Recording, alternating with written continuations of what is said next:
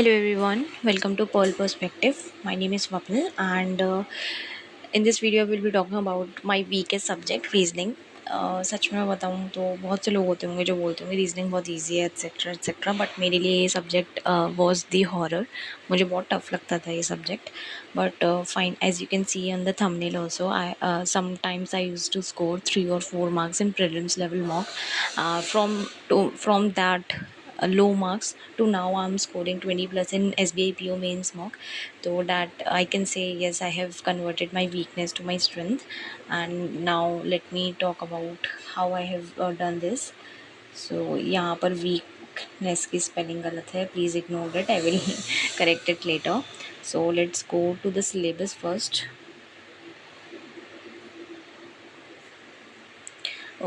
सबसे पहले जो मैंने मिसलेनियस पार्ट किया था, वो सबसे पहले मैंने रीजनिंग में मिसलेनियस पार्ट किया था. देन पजल्स में ये जो मैंने लिख रखे हैं टॉपिक वाइज, ये मैंने वीडियो सर्च कर करके किए थे टॉपिक वाइज, क्योंकि मुझे समझ में नहीं आता था कि किस टाइप की पजल को सॉल्व करने की क्या अप्रोच रहती है, कैसे बनाते हैं. फ्लैट एंड फ्लोर में टेबल बनती है और सर्कल वाले में कैसे बनाते हैं, मुझे कुछ नहीं पता था. तो मैंने टॉपिक वाइज सर्च कर करके स्टार्ट किया था.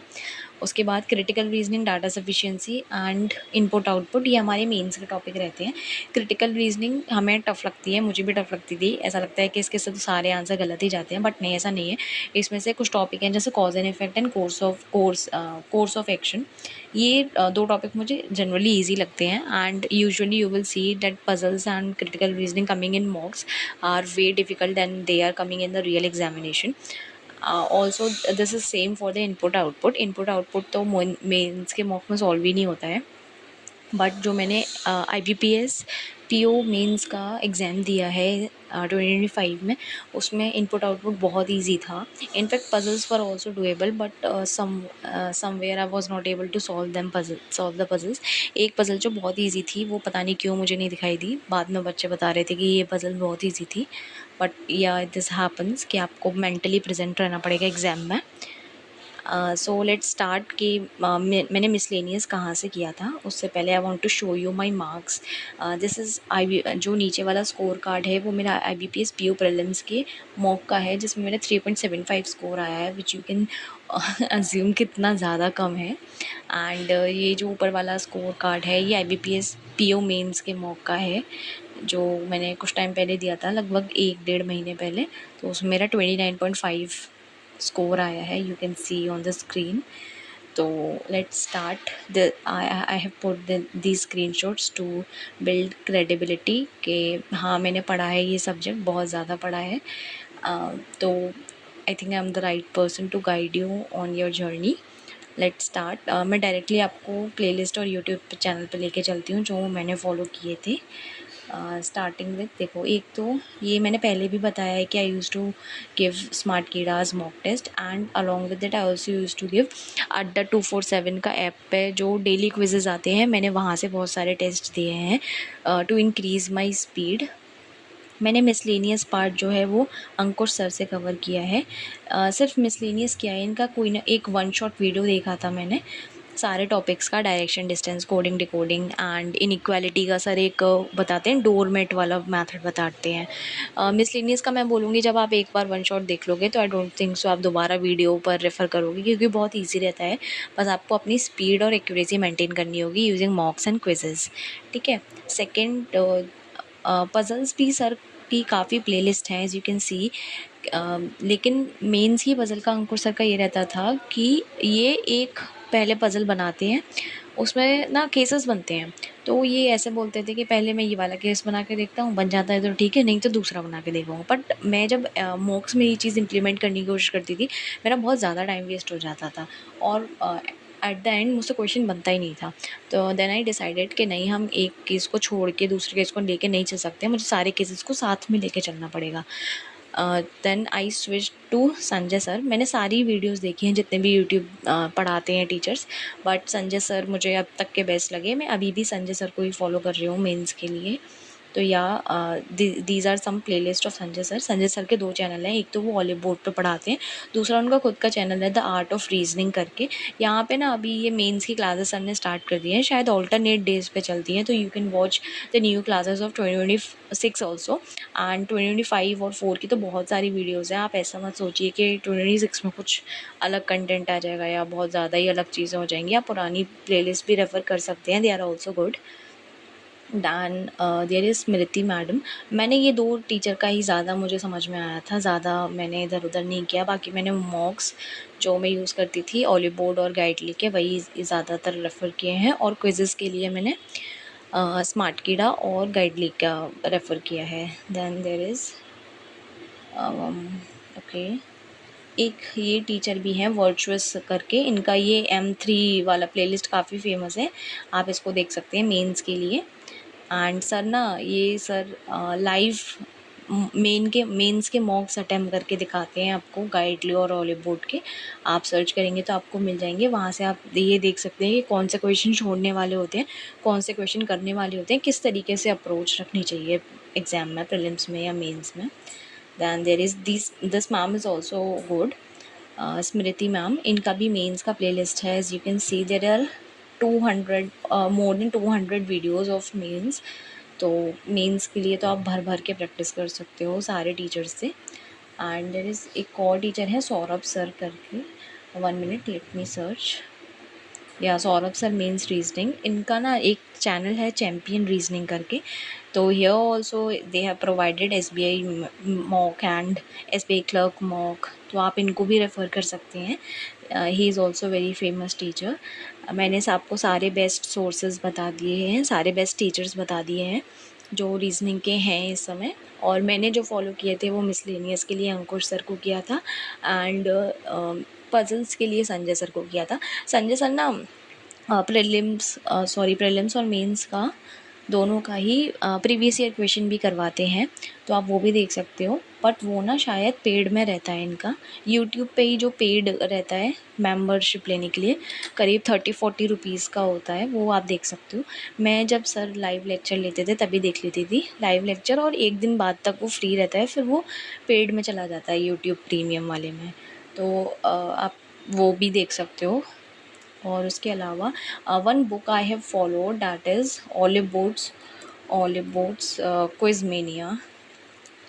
ये रही, सेकेंड हैंड क्यों आ गया, हाँ ये एक बुक थी जो मैंने रेफ़र की थी, क्योंकि इतना ज़्यादा डिजिटल सब कुछ, वीडियोज़ भी ऑनलाइन देख रहे हो, मॉक भी आप स्क्रीन से दे रहे हो, तो मेरा शुरू में बहुत दिमाग ख़राब हो जाता था सब कुछ करके। इसलिए मैंने ये एक बुक, पज़ल्स की बुक ऑर्डर की थी, जिसको मैं टाइमर लगाकर अपने फ़ोन में सॉल्व करती थी।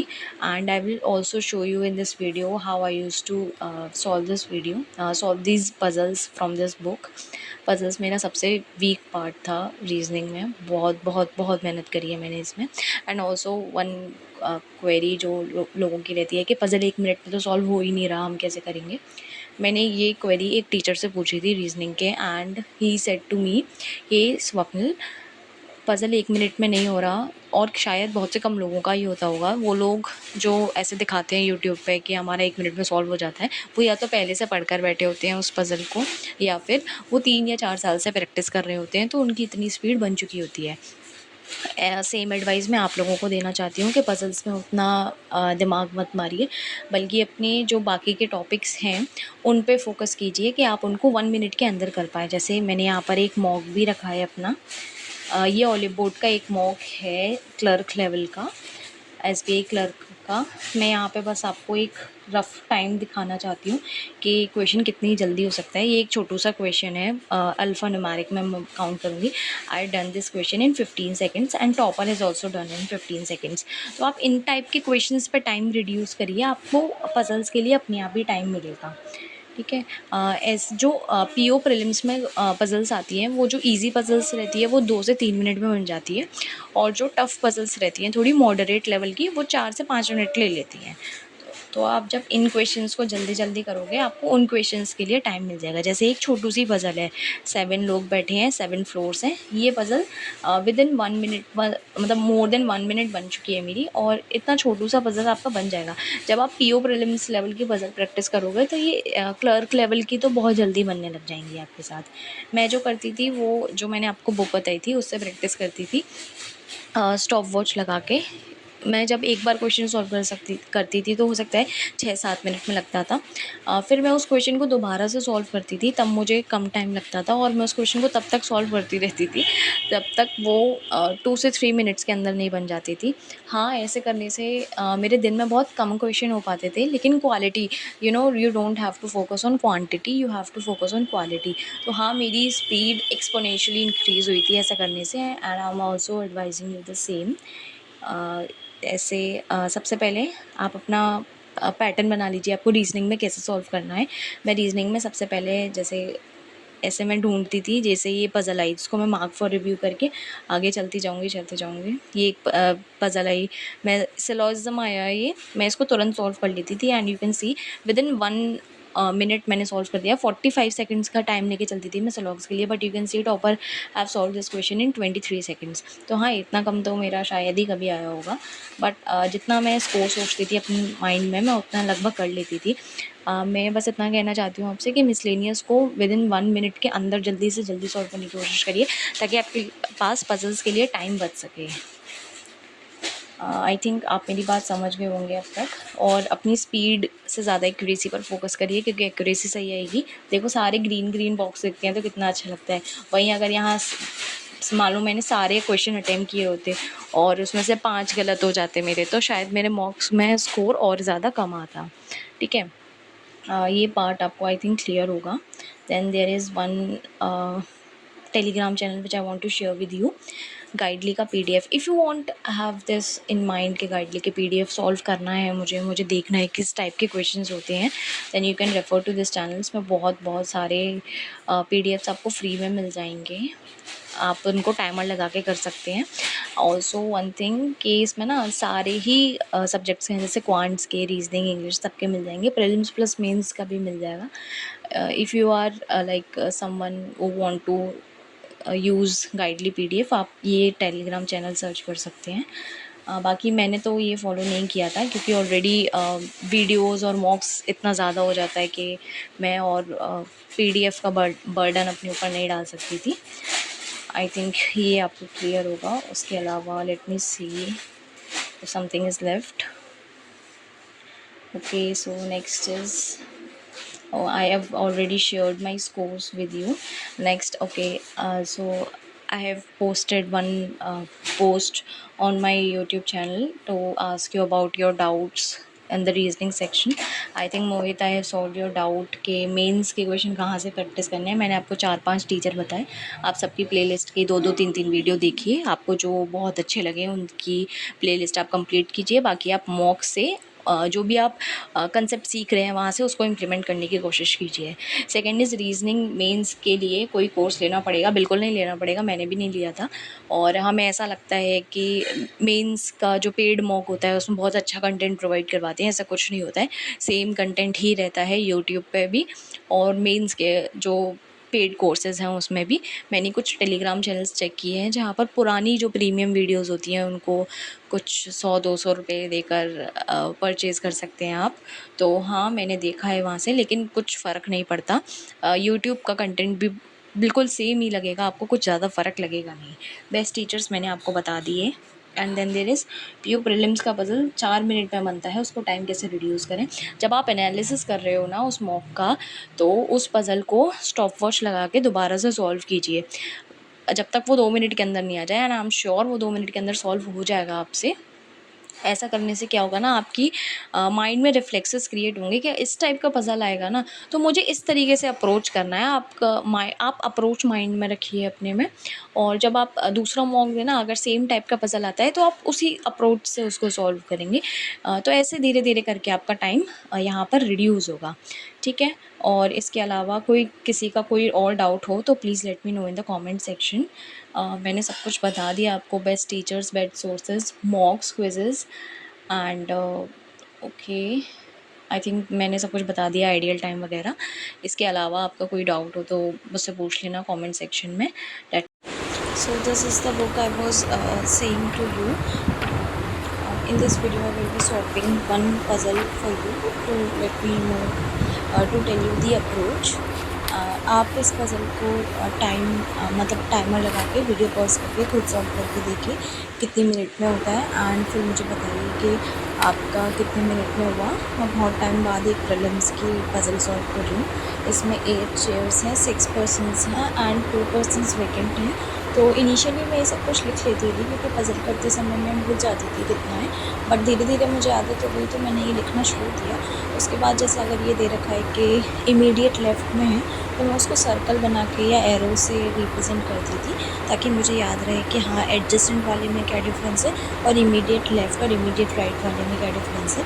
उसके बाद जैसे जैसे मैं पज़ल बढ़ती जाती थी, अगर मुझे लगता था कोई डेफिनेट क्यू है तो मैं उसको बना लेती थी और मैं ये टेंशन नहीं लेती थी कि कितने केसेस बन रहे हैं, क्योंकि मुझे पता है कि एक बार केसेस बनना स्टार्ट होंगे तो अगली 2 या 3 लाइन पढ़ के उसमें से केसेस कटना भी स्टार्ट हो जाएंगे। तो बस मैंने इतना किया कि मैं केस से डरना छोड़ दिया। स्टार्टिंग में डर लगता है कि 4 केस बन रहे हैं, 3 केस बन रहे हैं, बट देखो मैंने जैसे यहाँ पे 4 केस बनाए, ओ को येलो मार के चारों एंड्स पर रखकर।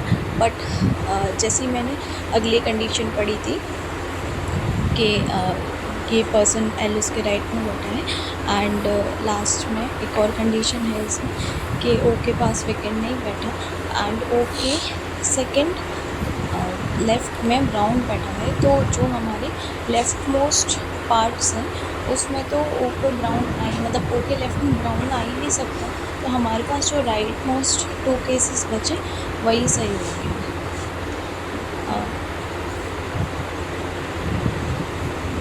जब मैं क्यू लिखती थी तो बहुत क्लियर लिखती थी ताकि मुझे पज़ल को दोबारा पढ़ने की ज़रूरत नहीं पड़ी। As you can C also see, अगर आपने पज़ल अभी पॉज करके बना रहे होंगे तो आई होप आपको समझ में आ रहा होगा कि मैंने कैसे सॉल्व किया था इसको। जैसा आप देखो ये 2 केसेस कट गए एंड ब्राउन हमारा यहाँ पर आ गया सेकेंड लेफ्ट में। उसके बाद हमारे पास जो पर्सन्स क्यू में बैठे हुए हैं, मतलब ये जो साइड में कंडीशन लिखी है वही पूरे के पूरे यहाँ पज़ल में फिट हो जाएंगे, keeping 1 person in the vacant between P and Q.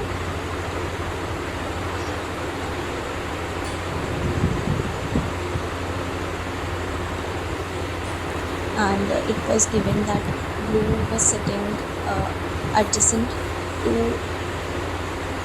blue is sitting second to the right of red, but red is not sitting adjacent to blue. मैंने ये इस तरीके से लिख देती थी अपने लिए शॉर्ट में। वेकेंट के लिए मैं एक रेक्टेंगल का यूज़ करती थी। ऐसे करके मैंने अपने लिए एक शॉर्टकट्स बना लिए थे। जैसे मैं रेक्टेंगल वाली पज़ल सॉल्व करती हूँ तो अब मैं उसके लिए रेक्टेंगल नहीं बनाती, सिर्फ 8 लाइन या 4 लाइन जितने भी लोग होते हैं वैसे खींच लेती हूँ। तो ऐसे छोटे छोटे शॉर्टकट्स आप अपने लिए भी बना सकते हो। जैसे कलर्स लिखना है तो मैं कलर्स का पूरा नहीं लिखती स्पेलिंग। जैसे पिंक के लिए PK, ऑरेंज के लिए ORG एंड ब्लैक के लिए BK, ब्लू के लिए BL। तो इस तरीके से शॉर्टकट्स मैं यूज़ करती हूँ। एज़ यू कैन सी मेरा पज़ल 3 मिनट 13 सेकंड में बन गया है। ये थोड़ा और जल्दी हो सकता था अगर मैं मॉक होती, अगर मेरे माइंड में प्रेशर होता तो। So yeah, this is it for the video. Keep learning, keep exploring, and if you have any doubt do let me know in the comment section and subscribe to my channel.